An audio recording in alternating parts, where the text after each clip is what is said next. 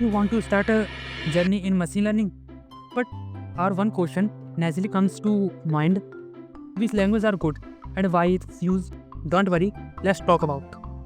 Select Python because Python is a high-level interpreted and general-purpose programming language created by Guido van Rossum in 1991. And this is a very simple language, look like a English. Okay, so you can understand easily. And Python is a snake. No, sorry, no.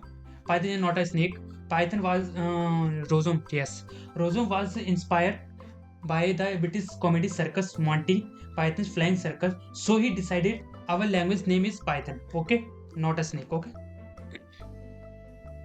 and next, why it's used. Okay, and this is Python features. And first feature, interpretive language.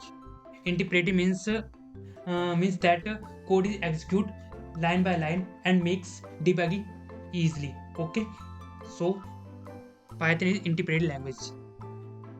And second is cross platform. Yes, Python is cross platform. It means that Python works on Windows, Linux, Macs, and other operating systems. So Python cross platform. Okay, and second is dynamic typing. Yes, it means that variable do not need. Yes, variable do not need data types. So Python is not used data types. But I will learn data types.